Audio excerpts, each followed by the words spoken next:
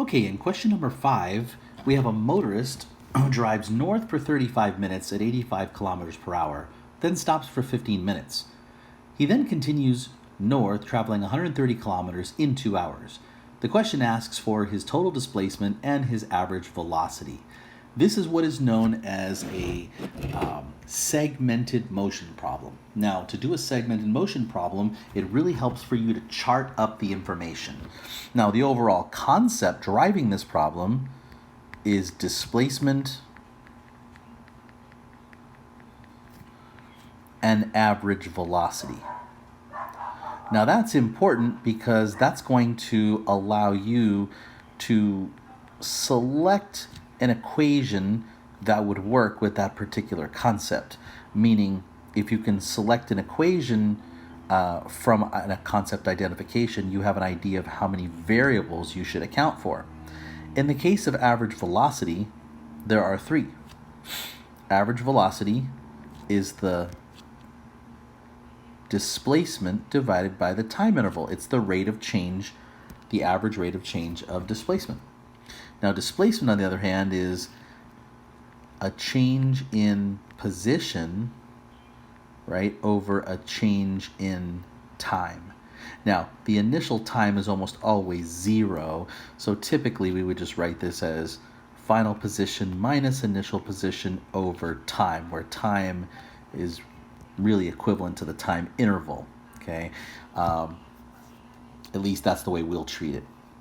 So knowing this is important because we need to be able to list things like displacement or position, velocity, and time. Displacement, velocity, and time. So we're going to break this up into the segments of motion that were described in the problem. So let's begin to chart this up. The first part 1,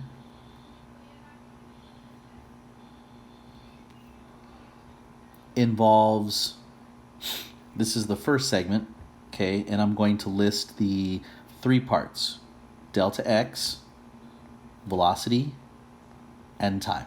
Okay, I'm going to call them delta x1, velocity 1, time 1. Now, we don't know how far he went during that first time, but we do know that he went 85 kilometers per hour, and we do know that he took 35 minutes to do it. In the second time interval, delta x2 is 0 because he stops for 15 minutes, so he didn't go anywhere. His velocity for this segment would also be 0 because, again, he didn't go anywhere, but the time for this segment would be 15 minutes. And then lastly, for the third section of motion, his displacement is 130 kilometers. His velocity for the third segment is something we don't know, but the time was mentioned to be 2 hours. Now, something I notice here, we should make sure our units are consistent. Velocity is in kilometers per hour, yet time is in minutes. That's not consistent. We should change minutes into hours. So if we multiply by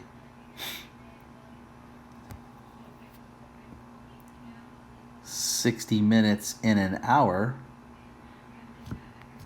we can then convert 35 minutes into hours. So 35 divided by the 60 is about 0.583 hours. Similarly, if we divide by the 60 minutes, time 2 is 0.25 hours, and then time 3 is already in hours, so that one works. In order to figure out the displacement for part A, we should be prepared to find the total displacement. So that would be the displacement of part 1 plus the displacement of part 2 plus the displacement of part 3. Well, using the formula delta x equals v over t, delta x is equal to v times t if we multiply both sides by t.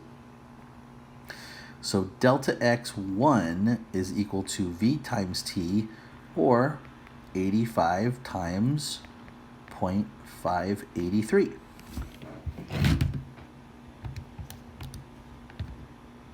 Which comes out to about 49.6 kilometers.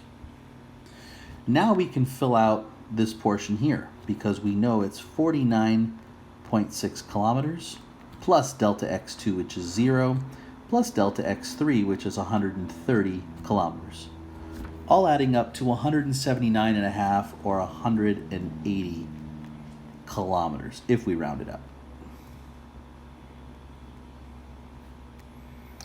Part B is asking for the average velocity. Well, that would be your total displacement divided by your total time. So 180 kilometers over, and then we have 0.583 hours plus 0.25 hours plus 2 hours.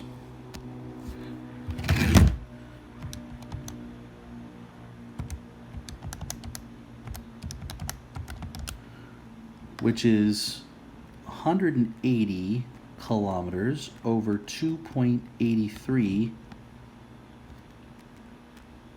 hours